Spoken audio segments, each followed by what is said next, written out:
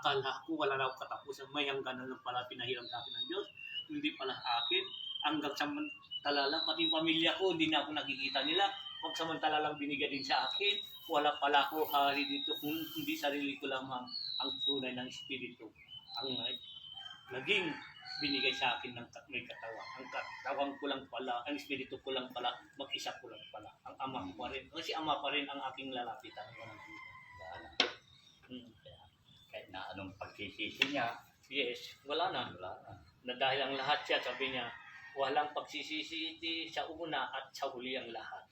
Gawin niyo ang dapat, ang sa una, baguhin niyo ang dapat baguhin, gawin niyo ang dapat gawin, pagbabago. Pag ilang araw at binawi na tayo, iyan ang kayamanan natin, madadala natin sa Diyos.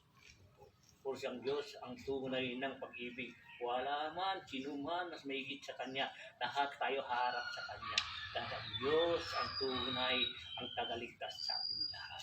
Yung gawa natin dito sa lupa, kung paalala sa atin, pakita natin, pinakita sa iyo ang gawa mo sa lupa, bagang ididiri mo yan dahil wala ka ng katawan. Yung wala, iiyak ka na, ganun pala ang nangyayari. Panahon na noon may katawan ako, akala ko sino ako, akala ko kung ako, ngayon wala ko pala pamilya. May pamilya ako sa lupa, wala na akong katawan ngayon, wala na akong pamilya. Hindi nila ako makikita ko sa kanila, nakalimutan nila na ako dahil may katawan sila, ako wala.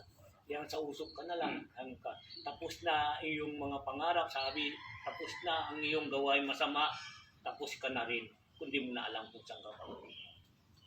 Doon, maraming iiyak sa impyerno. Maraming iiyak dahil ang gawa nila, akala nila, pinumente. Ang karamihan din, habang may buhay dito, gawa tayo ng kasamaan dahil mag-enjoy tayo. Di nila alam ang lahat yung may hangganan, mas madali ang buhay nila. Ay, opo.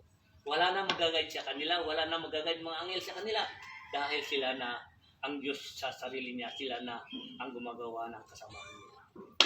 Marami tayo ang bagay dapat malalaman ng mga tao.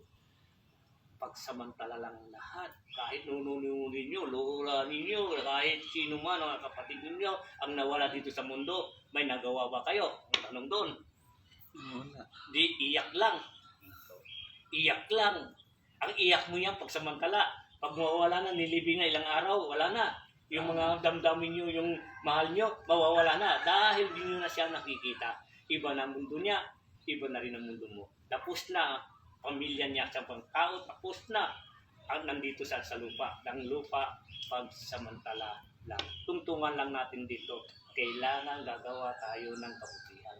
Para ang Diyos ay sa atin, ginagabayan tayo, masaya tayo, kailangan ang pag-ibig natin, ibigay natin sa Diyos. Ang Diyos, ang siya, ang bahala sa atin, siya ang nakatakda, patungo tayo sa Kanya.